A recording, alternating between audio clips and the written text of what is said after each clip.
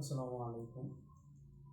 টেন্সের ফর্মুলাগুলো যদি আমরা মনে রাখি, মনে রাখার খুব সহজ একটা উপায় হচ্ছে যে উদাহরণগুলো মনে রাখতে হবে। একটা উদাহরণ দিয়ে আমরা টেন্সের প্রত্যেকটা ফর্মুলা মনে রাখতে পারবো ইনশাআল্লাহ। একটা ফর্মুলা, একটা উদাহরণ আমরা দেওয়ার চেষ্টা করি। যে কোনো একটা উদাহরণ দিয়ে প্রত্যেকটা টেন্সের ফর্মুলা খুব সহজে মনে রাখা উপায় রয়েছে। যেমন আমরা যদি আই ডু মানে আমি করি, এই আই ডু দ্য ওয়ার্ক আমি কাজটি করি, এই ডু দ্য ওয়ার্ক দিয়ে প্রত্যেকটা ফর্মুলা আমরা মনে রাখতে পারবো। প্রেজেন্ট ইনডিফিনিটির ক্ষেত্রে I do the work, past ইনডিফিনিটির ক্ষেত্রে আই ডু দ্য ওয়ার্ক, এই ডু এর পাস্ট ফর্ম যেটা সেটা যদি এখানে লিখি তাহলে এটা পাস্ট ইনডিফিনিট টেন্স হয়। I did the work, I did the work. Future ইনডিফিনিটির ক্ষেত্রে I shall do the work. আবার যদি কন্টিনিউয়াস টেন্সের ক্ষেত্রে লিখি I am doing the work, এখানে খেয়াল রাখবেন আই এর সাথে am হয়, এখানে যদি হি লিখতাম তাহলে এখানে ইজ হতো, যদি ইউ লিখতাম তাহলে এখানে আর হতো, দে লিখলে আর হতো, হি শি এগুলোর ক্ষেত্রে ইজ হয়। তাহলে সাহায্যকারী ভার্বটা জাস্ট মনে রাখবো যে সাবজেক্টের উপর ডিপেন্ড করে। ওকে, তাহলে প্রেজেন্ট পারফেক্ট টেন্সের ক্ষেত্রে সাবজেক্ট আই, আই এর সাথে কি হয় হ্যাভ, ভার্ব সি ছিল এখানে, ডু এর past participle form do, do, did, done. এই ভার্বের পরিবর্তনগুলো জানতে হবে, ভার্ব 1, ভার্ব 2, ভার্ব 3 এগুলো যদি মুখস্থ রাখি তাহলে খুব সহজেই আমরা টেন্সে পরিবর্তন করতে পারবো। তাহলে ভার্ব 3 এখানে ছিল, ভার্ব 3 হচ্ছে ডান, ডান দা ওয়ার্ক। ওকে, আবার এটার ক্ষেত্রে সাবজেক্ট হ্যাভ অথবা হ্যাভ বিন অথবা হ্যাজ বিন, তারপর ভার্ব 1 এর সাথে আইএনজি, তারপর অবজেক্ট। ওকে, তাহলে এখানে কি হবে সাবজেক্ট, সাবজেক্ট হচ্ছে আই, আই এর সাথে অবশ্যই হ্যাভ হবে, হ্যাভ বিন। আর ভার্ব 1, ভার্ব 1 ছিল ডু, ডু এর সাথে আইএনজি যোগ প্লাস দা ওয়ার্ক। ওকে, এরপরে আসি হচ্ছে কন্টিনিউয়াস টেন্সে, present past continuous tense. Present past indefinite টেন্সের ফর্মুলা এখানে লিখেছি।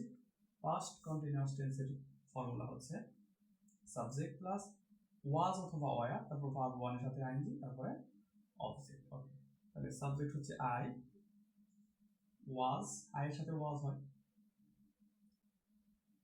দে এর সাথে ওয়ার হয়, এখানে যদি আই না থেকে দে লিখতাম তাহলে ওয়ার হতো, এখানে হি লিখলেও ওয়াজ হতো, শি তে ওয়াজ হবে, আবার কোনো নাম লিখলে সেখানে ওয়াজ লিখতাম। ওকে, আর ইউ যদি লিখি তাহলে ইউ এর ক্ষেত্রে ওয়ার হয়। এই বিষয়টা একটু মনে রাখতে হবে। আই ওয়াজ ভার্ব 1 এর সাথে আইএনজি ডুইং দা ওয়ার্ক। ওকে, এরপরে খেয়াল করে দেখেন পাস্ট পারফেক্ট টেন্সের ফর্মুলা হচ্ছে subject had verb 3 plus object. তাহলে সাবজেক্টের পরে হ্যাড, সাবজেক্টের জায়গায় কি লিখবো আই লিখবো, I had verb 3, I had done the work. Very simple. আর নেক্সট পাস্ট পারফেক্ট কন্টিনিউয়াস টেন্সের ক্ষেত্রে সাবজেক্ট হ্যাড বিন, ভার্ব 1 এর সাথে আইএনজি, তারপরে এক্সটেনশন।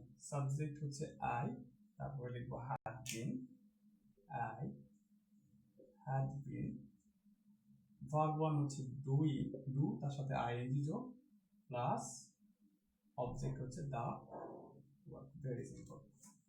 নেক্সট ফিউচার ইনডিফিনিট টেন্সের ক্ষেত্রে, future indefinite tense I shall do the work লিখে ফেলেছি, এবং ফিউচার কন্টিনিউয়াস টেন্স হচ্ছে আই শ্যাল বি অথবা উইল বি। আই এর সাথে শ্যাল লিখবো, বাকি সবার ক্ষেত্রে উইল লিখবো। আই এর সাথে শ্যাল, ইউ হি শি রহিম করিম যদু মধু তরু যা আছে যে কোনো নামের ক্ষেত্রেও আমরা কি লিখবো উইল লিখবো। ওকে, তাহলে I shall be doing, I shall be doing the work। খুব খুবই সহজ। নেক্সট সাবজেক্ট ফিউচার পারফেক্ট টেন্সের ক্ষেত্রে সাবজেক্ট শ্যাল অথবা শ্যাল হ্যাভ অথবা উইল হ্যাভ বা ভার্ব 3 হবে। ওকে, সাবজেক্ট হচ্ছে আই, সাবজেক্ট হচ্ছে আই, আই এর পরে শ্যাল হ্যাভ ভার্ব 3 হচ্ছে কি done the work. Okay, next future perfect continuous tense subject shall have been অথবা উইল হ্যাভ বিন, ভার্বের সাথে আইএনজি এক্সটেনশন।